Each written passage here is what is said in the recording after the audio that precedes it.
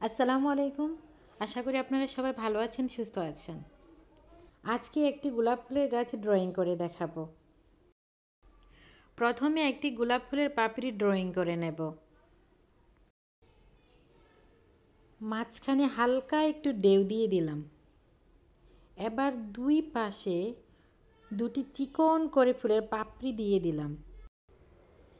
এবার ফুলের মাঝখানে অনেকগুলো রেণু আর্ট করে দিলাম। মাঝখানের ফুলের অংশটার ড্রয়িং শেষ হয়ে গেছে। এবার চতুর্দিকে ফুলের পাপড়ি আর্ট করে নেব। এটা কিন্তু খুবই সহজ, মাঝখানটায় হয়তো একটু ঝামেলা হতে পারে। সম্পূর্ণ ফুলটা আঁকা কিন্তু সহজ হয়ে যাবে যখন আপনি মাঝখানের ফুলটা পরিপূর্ণভাবে আর্ট করতে পারবেন। ফুলটা যেন সহজে ড্রয়িং করতে পারেন সেজন্য আমি যতটুকু সম্ভব সহজ করে দেখানোর চেষ্টা করেছি।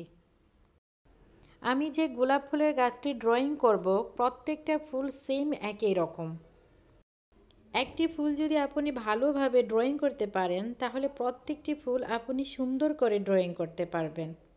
সেম একই রকম প্রত্যেকটা ফুল হবে, শুধু ব্যবধান হতে পারে একটি ফুল বড় একটি ফুল ছোট, না হয় সেম প্রত্যেকটা ফুল একই রকম আমি ড্রয়িং করে দেখানোর চেষ্টা করেছি। এবার গাছের ডাল ও পাতাগুলো ড্রয়িং করে নেব।